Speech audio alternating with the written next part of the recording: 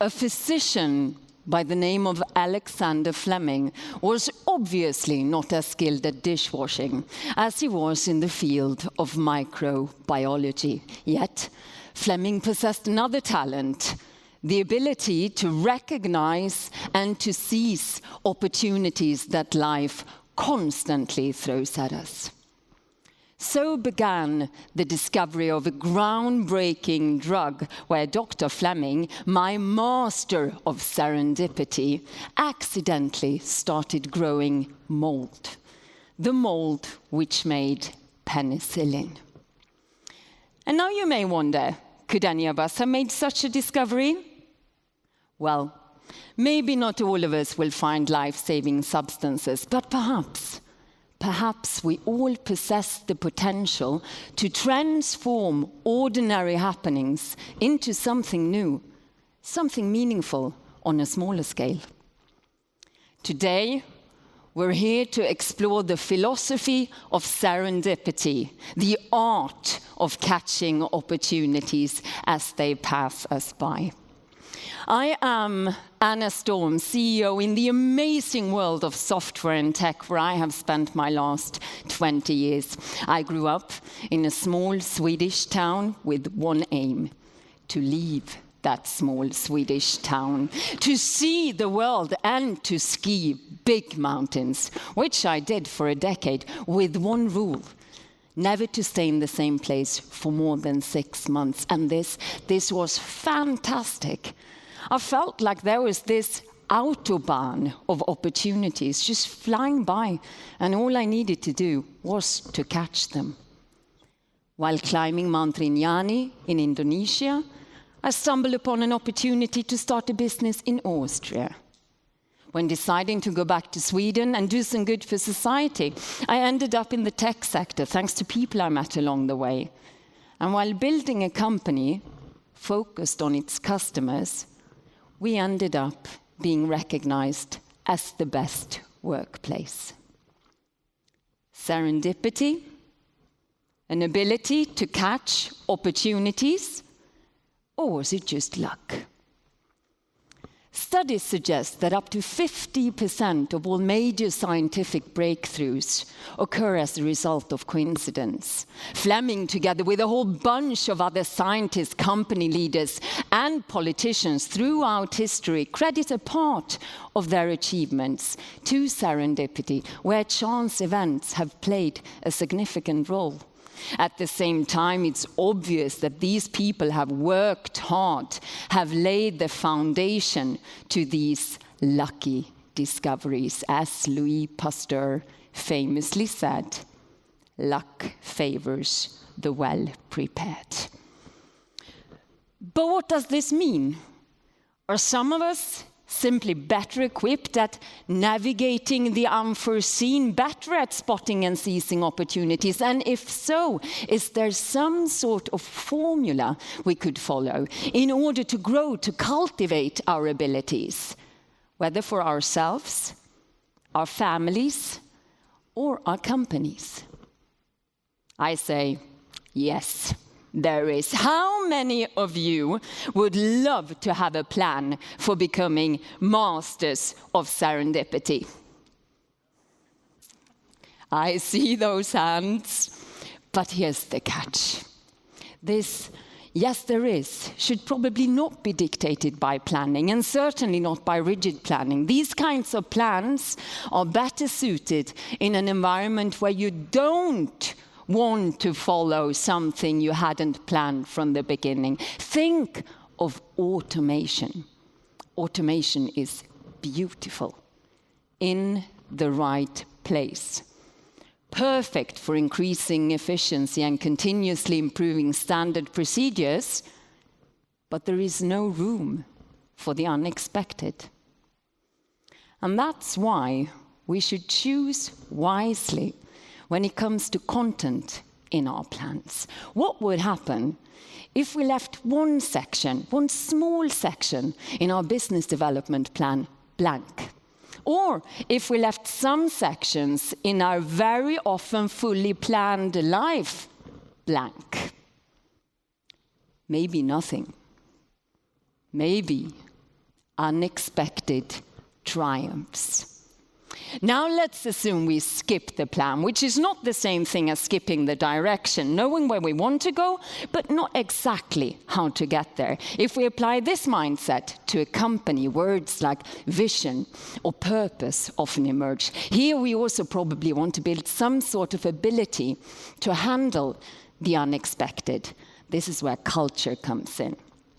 Now, we have the direction and we have the supporting culture. What needs to happen in order for new opportunities to emerge? Connections. Connections, many times between people and certainly between ideas. The connection between two previously separate ideas, forming a new way forward. And absolutely, one person can for sure connect ideas on her own. But what happens when many people come together, actively connecting ideas, generating new ways forward? And suddenly, my friends, you are no longer alone on your journey of discovery. Other people are now a component in your own cultivation of serendipity. As I started my first 100 days as CEO, I had the good fortune of sitting next to an experienced board professional at a business dinner. And of course, I asked for advice. What would be your best piece of wisdom to a rookie CEO like myself? He thought for a moment and then said, always surround yourself with people better than you.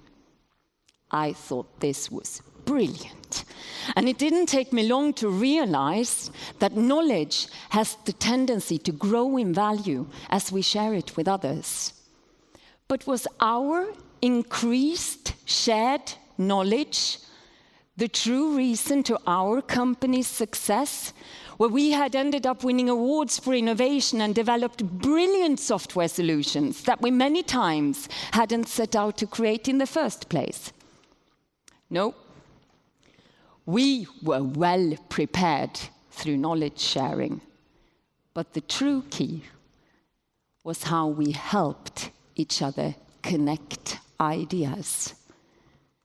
Instead of arguing against each other's proposals, we built on each other's ideas. Instead of choosing winners and losers, we either all failed or we all succeeded, creating a space where we wanted to be, where we felt good. And this marvelous little word, help, was the key component.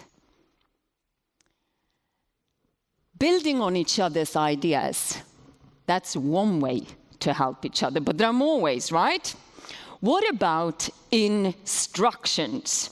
Do they kill or boost the seed of serendipity? One odd example on how instructions can create something unintended is to be found in the CIA Simple Sabotage Field Manual from 1944, instructions given to the spies during the Second World War on how to sabotage a company. Let's have a look at a few examples, and bear in mind, this is how to sabotage a company. Number one, insist on doing everything through channels. Never permit shortcuts to be taken in order to expedite decisions. When possible, refer all matters to committees for further study and consideration. Attempt to make the committees as large as possible, never less than 5. Hold conferences when there is more critical work to be done. Makes you wonder if there is something called reversed serendipity, doesn't it?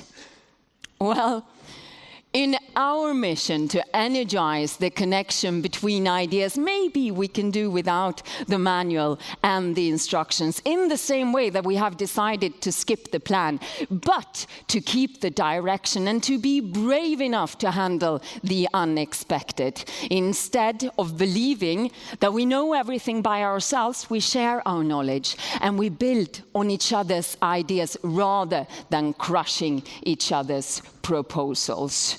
If we succeed with this, we have an excellent field for serendipity to grow. And you know what? We're right back at that old advice. Always surround yourself with people better than you. This has been the key to me when chasing opportunities in life, and certainly when making them a reality. My first response, this is brilliant, it still stands, but for other reasons than I first thought, because these better people, who are they?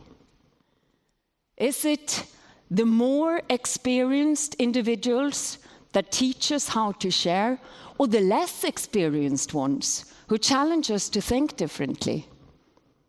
Is it the colleagues who always listen to understand, or the friends from different sectors who bring new perspectives? Is it the street-smart experts of reducing waste, or the fearless stars of including others? People better than you. It's up to you to decide who they are and when they are. To me, they have been many, but they all have one thing in common. They all make me feel excited to share ideas. Growing serendipity, that's a team sport. And to all of you who co-create other people's journeys, a huge thank you. And as you leave here today, keep it coming, because you are the ones increasing the odds for unexpected triumphs. You are the formula of serendipity. Thank you.